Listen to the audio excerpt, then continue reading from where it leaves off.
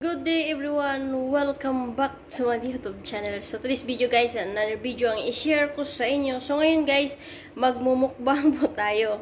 So wala akong ibang magawa kundi magmukbang. Kasi syempre guys, may blessing na dumating ngayon. Hindi ko inaasahan. Kumbaga hinatid lang dito sa bahay. So kasi yung mga amo ko guys umalis doon sa kabilang bahay. So ako lang mag-isa dito. Tapos iniwanan nila ako na walang pagkain. So, kumbaga, may ano naman, may bread naman. So, siguro, parang naisipan nila na hindi ako nagluto. Kasi alam naman nila na minsan hindi ako nagluto. Kaya, guys, keep on watching!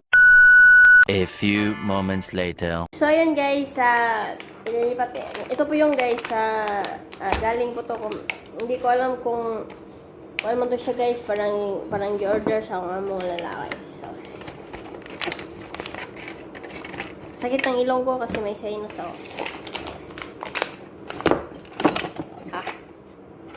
Yun na po guys. May chicken, maraming nuggets, ito fish fillet, chicken fillet. So, ayan.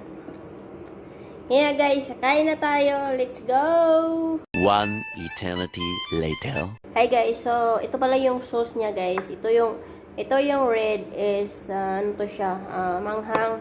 Ito po siya, hindi siya manghang.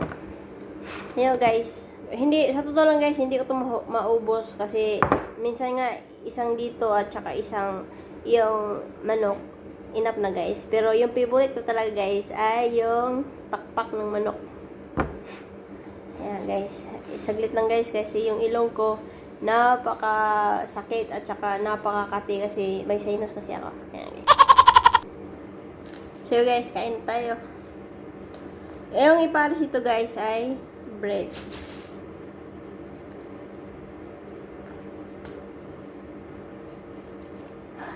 Libo ka na lahat.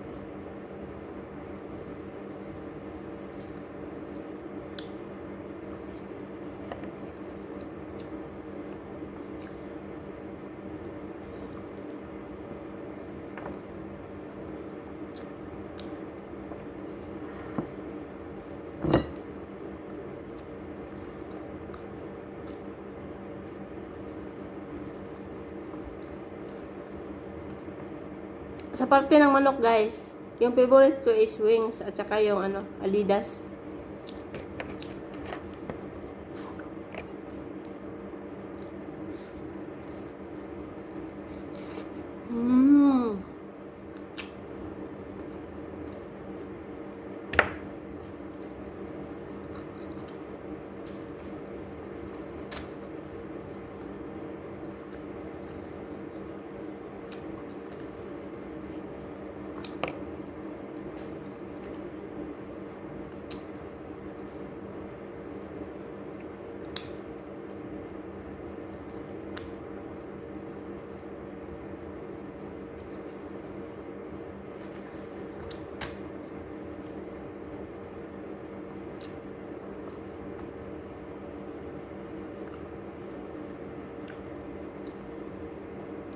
Ang pangit pala guys, no? Pag maglunok ka ng pagkain na hindi mo nginunguya.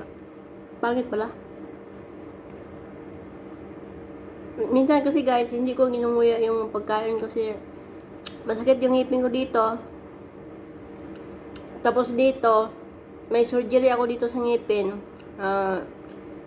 Natatakot ako na baka mano dito.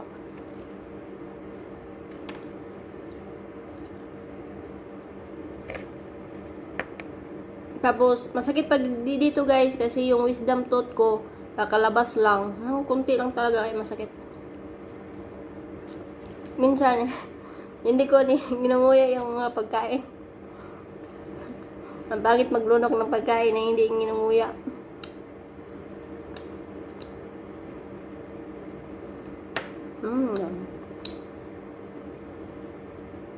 Last year kasi guys, umuwi ako ng Pilipinas. Nagpa-opera lang sa ngipin ko dito.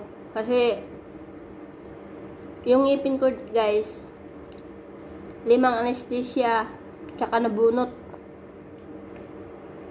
Napakatigas. Ano talaga? Yung isang doktor, hindi niya kaya. Tapos, pumunta kami sa private.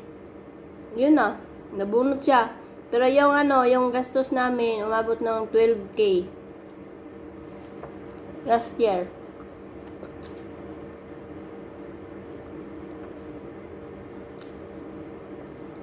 Kasi, yung ngipin ko daw guys, delikado. Delikado yung ngipin ko. Napakatigas talaga yung ngipin ko bunutin.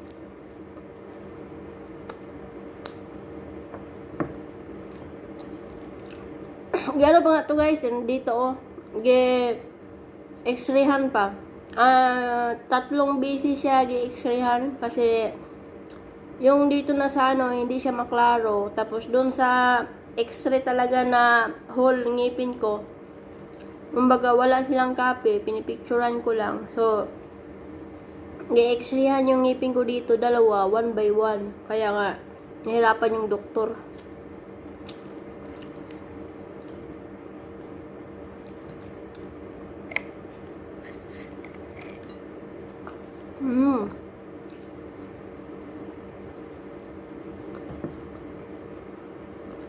Busog na ako.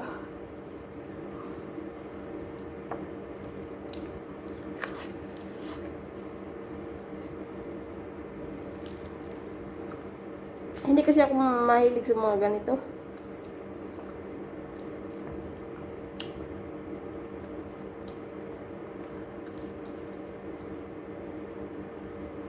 Ang gusto ko kasi sa guys, yung mga bukog-bukog. Buto-buto.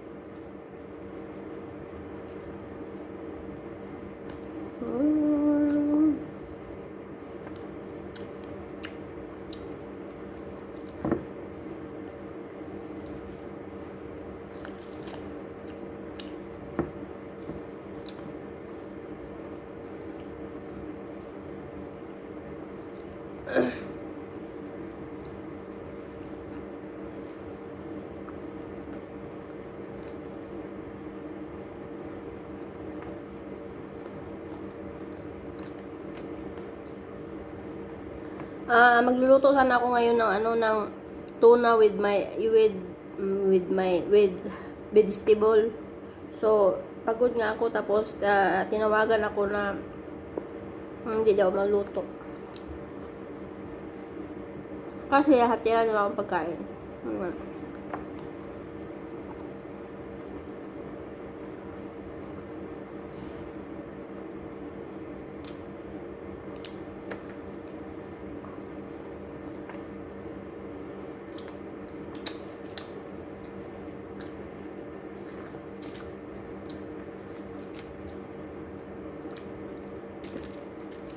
Nababuntong ngipin guys, may doon, may pasyente doon natatakot sa akin. Baka daw paano yung ngipin ko. Sa awa po ng Diyos, hindi naman siya masakit siya kasi may mga talaga guys, 5 yung tahi dito sa talaga 5 yung tahi. Natatakot yung doon, yung assistant. Kahit yung mga ngipin ko guys dito binunot. Wala naman. Ano pa nga ako naglalaro pa nga ako ng basketball nung binunot to. Tapos, yung dito naman, before ako nag-abroad, nabunutan din ako. Yung katabi ng may surgery. Binunot din. 5 anesthesia din. Kaya nga, nung nagpabunot ako last year, kumbaga sinabihan ko yung mga doktor na yung ngipin ko ay matigas. Eh, yung una kong pinuntahan doon sa, sa Pasig, hindi kasi hindi nakinig sa akin. Sabi niya, easy lang daw yung ngipin, bunutin. Nung pagkabunot na guys, naubos na lang ng anesthesia na, naputol pa yung ngipin ko, hindi niya bunot. Sabi niya sa akin, oo nga, totoo na nga yung sinabi mo.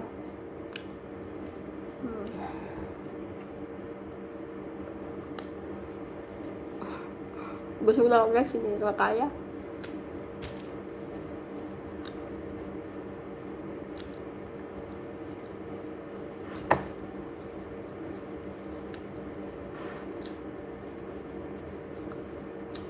Hindi. Kaya guys. Hindi na kaya. Pag masakit na kasi yung ngipin, rather, masakit na kasi yung tiyan ko guys, kailangan ko talaga na umundang na yung sa pagkain kasi yung tiyan ko kasi hindi na siya nasanay na kumain ako ng marami. Kasi minsan lang na akong kumain ng mga ganito guys. Kasi marami naman kaming ganito dito sa sa freezer. Suppose yun, mga tamad kaming magluto. So, kundi lang talaga, always ko talagang kinakain is yung toast at saka yung biscuit. Kaya nga, sa mga ganito, madali ako mabusog kasi yung, kumbaga, sabi ng doktor, yung bituka ko daw, naging close na siya, hindi na siya, kumbaga, kakain ako ng marami, baka madali na akong mabusog. Yan nga yung guys, busog na ako.